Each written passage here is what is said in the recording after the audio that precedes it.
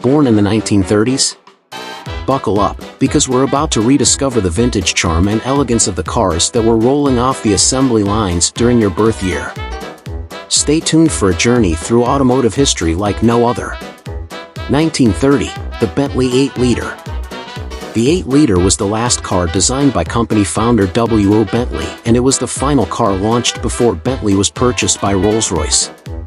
The 8-liter's massive 7.9-liter straight-six engine was a beast, delivering approximately 230 horsepower and a top speed of just over 100 miles per hour in this luxurious Grand Tourer. In fact, Bentley promised every 8-liter would hit 100 miles per hour no matter what bodywork the car wore. At the time, Bentley himself claimed the car was dead silent at 100 miles per hour. 1931, the Maron 16. Maron's reputation for speed came from its 1911 win of the inaugural Indy 500 with the Wasp Roadster. Throughout the teens and early 1920s, the aluminum-intensive Model 34 was the sports tourer of choice for those that were attracted to style and performance. But the pinnacle of speed and prestige came when the company built the 16. The V16 engine was nearly 500 cubic inches and delivered a solid 200 horsepower. It was as beautiful as it was expensive, and by 1933 Maron had only moved 400 of them. That year, the company produced its final cars. 1932, the Ford Roadster. This is the car that started Americans down the path to hot rodding, land speed racing and drag racing. The Deuce had an immeasurable impact on car culture. What made it so popular? The little Ford not only had handsome lines and a cheap price tag but had an optional flathead V8, which made them quicker than the competition. And that encouraged backyard mechanics to tinker, modify and race these cars. Even today, 1932 Fords are the mainstay at any hot rod meet. 1933, the Piero Silver Aero. In the early 1930s, production cars were beginning to wear sheet metal influenced by aerodynamics. The Silver Aero's fully enclosed fenders and streamlined bodywork looked like the future.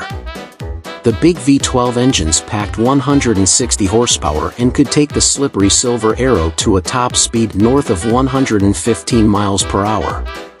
Only a handful of these $10,000 machines were ever built. Considering the country was ravaged by the Great Depression, it's no surprise why. 1934, the Chrysler Airflow. Most of the country's automotive production took a dive during the Great Depression. But Chrysler not only saw an uptick in 1933, but was ready to unveil its radical and inspiring Airflow.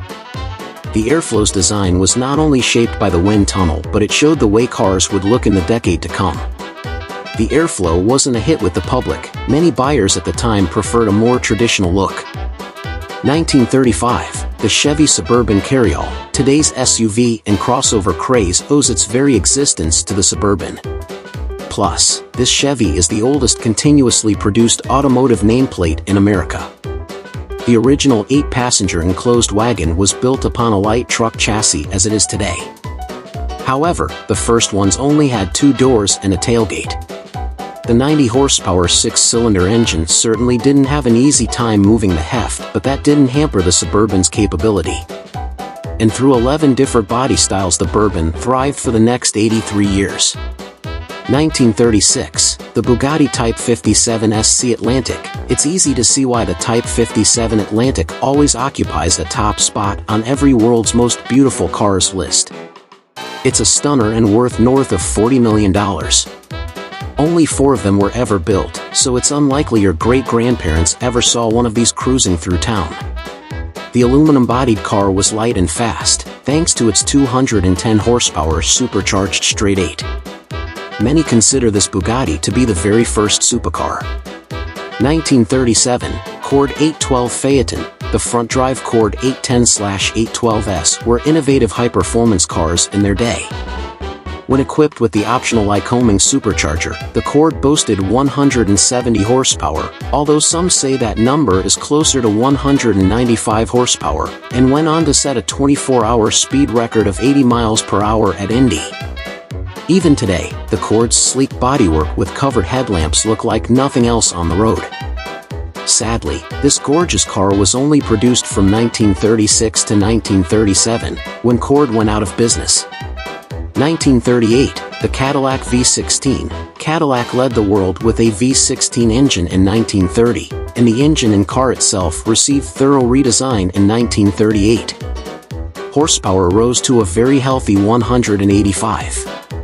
These massive cars hit the scales with an SUV like 5,700 pounds, but were still some of the quickest of their time. The big 16-cylinder engines were known for their smoothness, as was the ride of the Cadillac chassis. Sadly, 16 production ended in 1940, as did the La Salle sub-brand. From that point until the 1980s, all Cadillacs used V8s.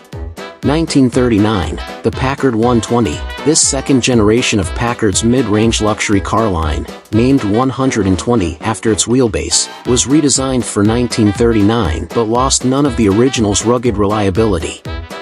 Packard's 120 horsepower straight 8 provided solid performance, especially with the new Econo Drive, a primitive electronic overdrive supplied by BorgWarner. The transmission shifter itself was moved to the steering column, freeing up floor space. Engineers also used a fifth shock absorber mounted in the center of the chassis to damp out unruly road conditions. Thanks for joining us as we rediscover the vintage charm and elegance of the cars from the 1930s that were rolling off the assembly lines during your birth year. Make sure you're subscribed and hit that like button. Follow for more classic car facts.